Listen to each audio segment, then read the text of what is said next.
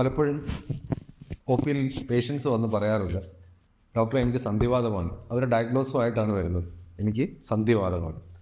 അപ്പോൾ എന്താ ഈ സന്ധിവാതം? നമുക്കെല്ലാവർക്കും അറിയാം, സന്ധികൾക്കുണ്ടാകുന്ന നീർക്കെട്ടും വേദനയാണ് സന്ധിവാതം.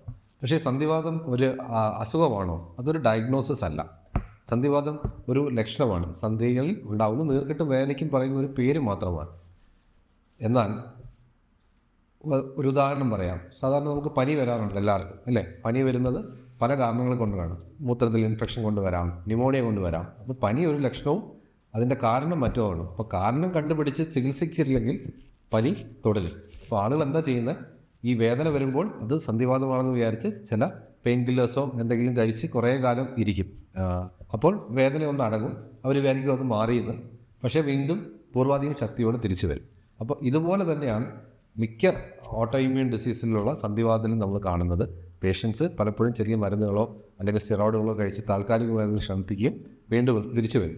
അപ്പോൾ എന്താണ് ഇതിന് കാരണം? ശരിയായ ഡയഗ്നോസിസ് ഇല്ല എന്നുള്ളതാണ്. അതെന്തിനാ ഡയഗ്നോസിസിൻ്റെ ഇമ്പോർട്ടൻസ് എന്ന് ചോദിച്ചാൽ, ഈ വാതരോഗങ്ങളെ നമ്മൾ 100ഓളം അസുഖങ്ങളുടെ ലക്ഷണങ്ങളാണ് ആയിട്ടാണ് ഈ വാതരോഗങ്ങൾ വരുന്നത്. അതായത് സന്ധികൾക്കുള്ള നീർക്കെട്ടും വേദനയും.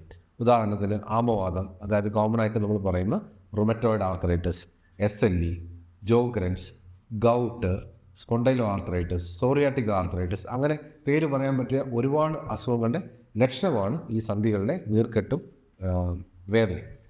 അപ്പോൾ ഇത് ഏതാണെന്നുള്ള ശരിയായ രോഗനിർണയം വളരെ വളരെ ഇമ്പോർട്ടൻ്റ് ആണ്. കാരണം ഓരോന്നിൻ്റെയും ട്രീറ്റ്മെൻറ്റ് വ്യത്യസ്തമാണ്.